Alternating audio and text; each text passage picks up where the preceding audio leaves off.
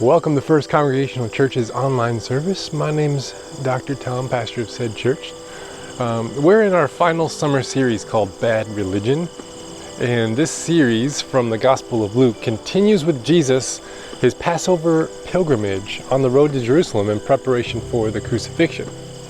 As he gets near to the city and his own death, he starts to identify some bad religion on the way that needs correction and healing. Now, today, Jesus is invited to a party hosted by some of the social elites of his day. And he says some pretty controversial, offensive things. Go figure. Now, this is not the first time Jesus hasn't been invited to a party in the book of Luke, even by some Pharisees. It's actually the third time. In Luke 7, Jesus is invited to a dinner at a Pharisee's house, and a woman described as a sinner entered in, and she wept upon his feet, kissed them, and anointed them with precious perfume from an alabaster container. The Pharisees get all bent out of shape about Jesus allowing this, and Jesus tells a short parable about forgiveness and gratitude. At the end, Jesus forgives her sins, something that absolutely astounded anybody and everybody, because there was no temple system or blood sacrifice or anything like that, just Jesus' words. Then in chapter 11, Jesus is invited again into the house of a Pharisee. He doesn't wash his hands before dinner, a big cultural religious no-no. Now the Pharisees get all bent out of shape again, and Jesus downright insults them, saying that they spend too much attention on the exterior presentation of their religion and not enough attention on the interior reality of their faith. Then one guy says, "Hey, that's pretty insulting, Jesus." And he replies with a woe to the Pharisees, saying that they have the luxury of time, money, and energy to spend fulfilling their laws. But it becomes a weight to the everyday person that they cannot bear. And they're keeping themselves and those people from God by their demands. You think that Jesus' reputation would prevent another invitation here, but here we are again, third dinner invitation. Why? Well, because the Pharisees have a social code that they gotta follow. And this dinner is a gathering of important people. And Jesus is a prominent rabbi in the area. They'd rather deal with whatever discomfort that Jesus brings than defy their social codes of hospitality. Now, Jesus uses the opportunity to shine a spotlight on their social hospitality practices being devoid of humility and love, which was the Hebrew law's intention here, to show kindness to the stranger, foreigner, traveler, and whatnot.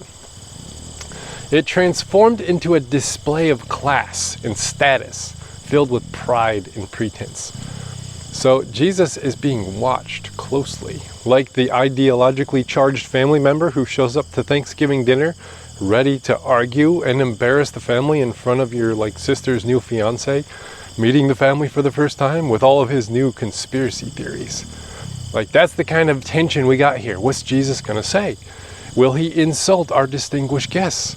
But Jesus is also watching them very closely and takes the opportunity to tell a parable that shocks everybody. Then he drops the mic and leaves. It's almost like a joke gone horribly wrong. But as Charlie Chaplin said, I want to play the role of Jesus. I look the part. I'm a Jew and I'm a comedian. Let's see what comedy happens during this meal.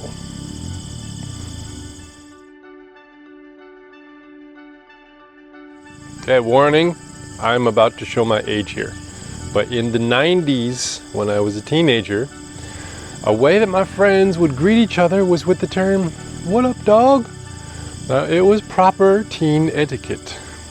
If you approached a friend and said, "Cheerio, good chap," you might get some really weird looks. Well, my friends and I were heading to Costa Rica for a trip, and we were learning the Spanish language. So we translated out our English greeting, "What up, dog?" to the Spanish, "Que pasa, perro?" We were pretty proud of ourselves too. So here we are in Costa Rica, using our cool English phrase translated into Spanish as we greet the people on the streets. And we got some weird looks from folks, but we just assumed they thought we were hip, cool American teenagers. Now, when our guide overheard us using the phrase, he immediately stopped us, telling that it was the biggest insult to call someone a dog. Oops. Etiquette does not always directly cross over between cultures. And without understanding some of the table etiquette of the day of Christ, this passage, it doesn't really land well with us. So, not included in our text for today, but is a part of the overall storyline here, is a healing of a man with some kind of a fluid retention. But this healing is done on the Sabbath day. Gasp, I know. This was a big deal though, earlier in the book, and this time around it seems like nobody really cares. Jesus justifies his actions, which broke the law of the Sabbath, saying, hey, if your kid fell into a hole, or even your ox for that matter, you'd rescue them even if it was on the Sabbath day. And it says here that no one could really argue with him because, like, who wants to be a jerk, right? Then they all walk into the house for the meal. Cue all the social flaunting of status. They're all nervously watching Jesus, and he is observing them. So they're seizing what is called places of honor. So imagine a rectangular table in the center of the room with soft cushions all around it. Yes, they ate lying down, facing the table, feet facing out towards the wall. That's pretty cool. Now the pecking order is the host at the head of the table, and then at his right hand was the most prominent person in the room, and his left was the next down, and the pecking order consisted back. The folks grabbing for the higher up social places at the table are all trying to get it. So Jesus tells a story. Being the storyteller invited to the group, he straight up tells them, you guys should all go to the social bottom seats and let someone tell you where you belong. Whoa. And everybody loses their minds. Now Jesus gives this stellar punchline. For all who exalt themselves, seeking the higher places, will be humbled, move down to the lower places. And those who humble themselves in the lower places, hey, you should get up here, will be exalted. Now Jesus is not moralizing humble acts over prideful acts. This is not about what you should do or should not do. He's shining a spotlight on something very real but often hidden. Who you are and your worth as a person will never be felt by tearing others down or stealing their place and position. Worldly power is this violent struggle for dominance, and only the oppressive can survive it. The way of Christ is not merely different, it is subversive.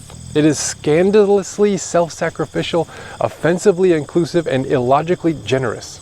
Jesus is initiating the kingdom of God that operates on a different value system altogether. One that is not oppressive to the vulnerable for their lack of ability to compete with the powers of the world for their money and positions and all that, but instead is inclusive, equitable, and kind. Then Jesus turns to the host of the dinner and he says something really shocking. Let's check that out.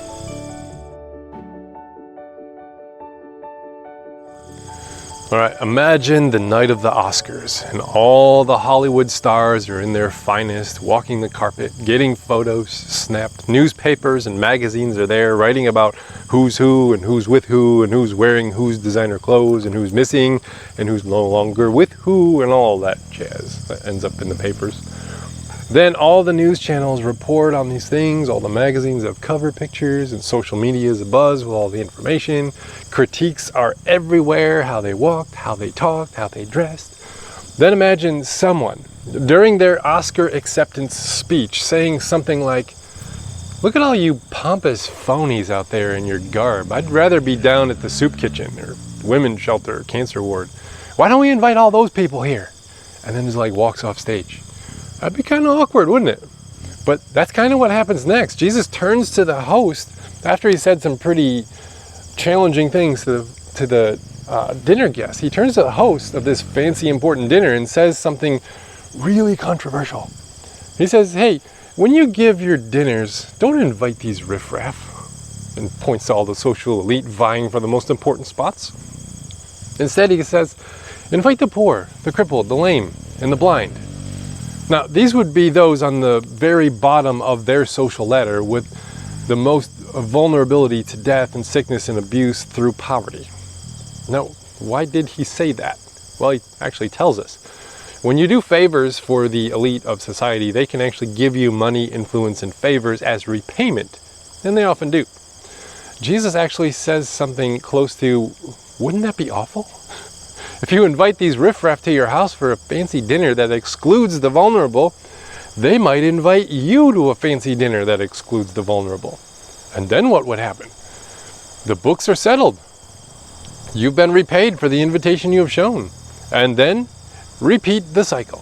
It's like constantly paying off your credit card to zero balance every month, but then charging it back up and never saving any money at all for emergencies. You feel economic progress without experiencing actual economic progress. Jesus continues on to say, but these poor and vulnerable cannot repay you, and so you will have to be doing it for different reasons that have more to do with God's economy, God's kingdom, God's way.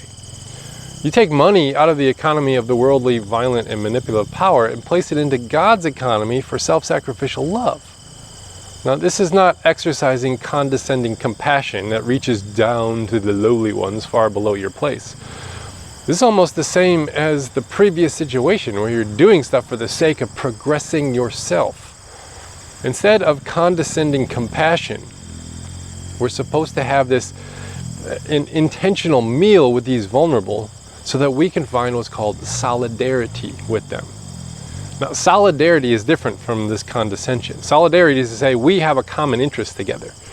My salvation, my liberation, my redemption is wrapped up in yours. Because if we live in a society where you are oppressed because of a vulnerability, then I am also at risk when I become vulnerable, or someone I love becomes vulnerable. And that is unacceptable.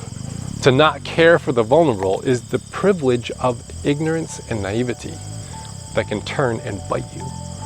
So humble yourself now and work for the justice of those most vulnerable now, or be liable to become humbled when tragedy comes knocking at your door.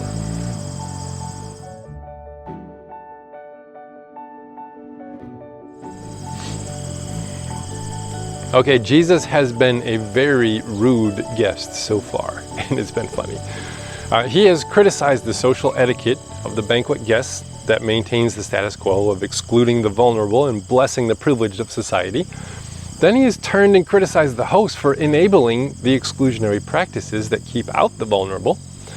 It is a very awkward situation, like bringing up the polarizing political topics at the Thanksgiving table, right? So one of the guests tries to smooth it all over with a nice little comment. Well, blessed is anyone who eats the bread in the kingdom of God. Okay, why do you say that? Jesus is saying vulnerable lives matter, and this party excludes them. And then this guy is trying to make everybody at ease, taking the harsh edges off what Jesus said, and he's saying, hey, us social elites can eat bread in the kingdom of God too? Like, he just said, sure, vulnerable lives matter, Jesus. Let's not argue about that. But can't we agree that all lives matter, guys? Now, let's not touch how society is ordered here, is basically what he's saying. Let's not touch that, Jesus. And let's not criticize our banquet. Give us our fun, and then you can go minister to those who are out there. So Jesus actually presses in harder, letting the situation remain awkward, maybe even amping it up a little bit. And he tells a story about someone throwing a great dinner and inviting a whole bunch of important people. Sound familiar? But none of the important people want to come to the party. And they make all kinds of excuses about why they can't come. So then there's this invitation that goes out inviting the most vulnerable in society, which is the proposed guest list for Jesus's party that he just gave. And then they all come. So the invitation goes out to those traveling pilgrims and foreigners, and then they come. Because this host says he wants the party to be full. Now Jesus said, the invitation is sent, and you can't take the bread of this kingdom to your party. You have to come to mine. That's pretty controversial. Then Jesus says something rather shocking. None of the originally invited folks will taste the bread of God's kingdom. Kind of contradicting what the guy said before. Room goes silent. Jesus is saying that God has thrown a party and you excluded yourself to go and take care of the business that keeps you on top of the world. And this passage is not about sin and salvation, heaven and hell, morality and holiness and all that kind of stuff. Often we can't hear the punchline of a parable because we're so concerned with staying on the inside of the righteous club. So this story can't possibly be about me. I'm saved, I'm holy, I'm going to heaven. But this passage is about us. Just not on these topics. It's about societal justice and our participation with injustice that we benefit from. So the first thing that you need to do is avoid being offended, because that's only a way of insulating yourself from the possible truth Jesus is trying to say here. Jesus said, "Humble yourselves and you'll be exalted," then spoke hard social truths about how we naturally organize ourselves to our own benefit and another's exclusion. The flack in this war between those who have the ability to fight using their class, money, and ability is that those most vulnerable in society cannot participate and are often left far behind. The early church organized themselves in a way that welcomed those on the fringes of society to have a place at the table. And instead of squabbling over limited placements, they built a bigger table. They welcomed the slave, the widow, the orphan, the disabled, the sick. They welcomed the rich and the able and the well. And all were equal and no one needed anything because they shared everything together. So may we too live with the awareness of our capacity and offer it as a gift, knowing that our salvation, our redemption, our liberation, our freedom is tied up together with those within our communities and families most vulnerable.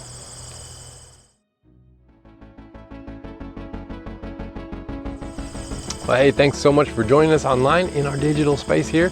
Hope you found some hope, help, and healing, and a little bit of challenge today. Stay tuned for a little bit of fun blooper reels following the recording, because I mess up a lot and it's fun. If you found the service helpful and identify with the spirit of the teaching here, you can partner with us. You can like our page on Facebook or Instagram. You can follow us on, subscribe to our YouTube channel, and you'll stay up to date with all of our releases of online services and content and all that jazz. If you'd like to support us financially, there's a link on the bottom of your screen, and any gift would be most appreciated.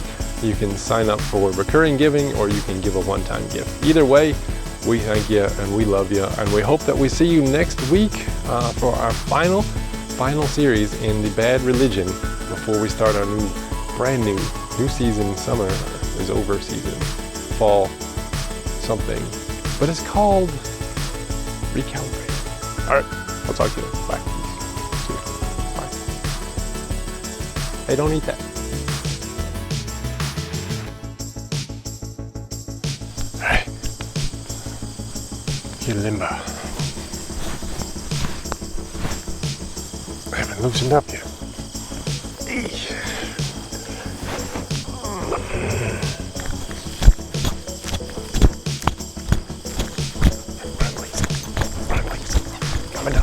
All right, now I'm ready.